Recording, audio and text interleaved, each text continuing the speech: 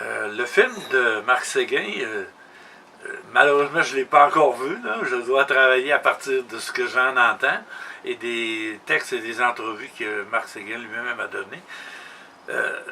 Ce que je trouve un peu dans le film est positif, puis c'est magnifique de montrer toutes ces expériences-là. Je trouve un peu dommage que le film, à tort ou à raison, n'ait pas voulu poser le problème politique. C'est-à-dire que ce blocage-là de l'agriculture conventionnelle actuellement, c'est un problème politique.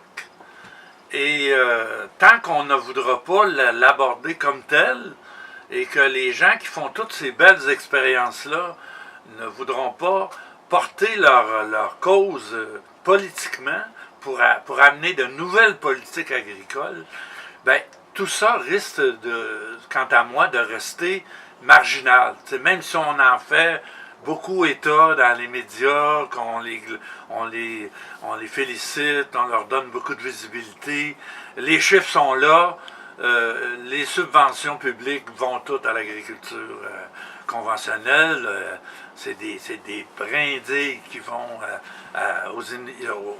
aux expériences d'innovation dont parle le film. Et c'est pareil au niveau des structures, au niveau de la mise en marché, etc. Les statistiques montrent qu'on est dans la marginalité, puis on va le rester encore longtemps. Et quelles seraient les actions concrètes à mener demain matin, au-delà du film? Ben, moi, je pense que tous ces gens-là qui créent actuellement cette nouvelle agriculture, en campagne et en ville, parce que c'est devenu très important en ville, ces gens-là doivent avoir le souci de se donner une représentation auprès des instances politiques. C'est-à-dire un mouvement, un organisme, une forme de défense de leurs intérêts. Parce qu'actuellement, tout le terrain est occupé par les intérêts, les Monsanto de ce monde, comme disait Paradis. Et c'est bien une valeur. Eux, ils s'assurent de préserver leur territoire. Et ils occupent tout le territoire, effectivement. Est-ce que l'Union paysanne peut encore occuper le territoire pour représenter ces gens-là? L'Union paysanne a un capital d'estime et de crédibilité publique qui est important, le nom en tout cas.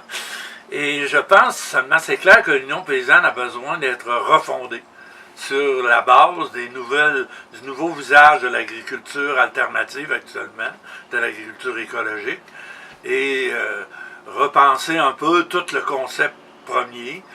Pas le concept de base reste, quant à moi, fondamentalement juste.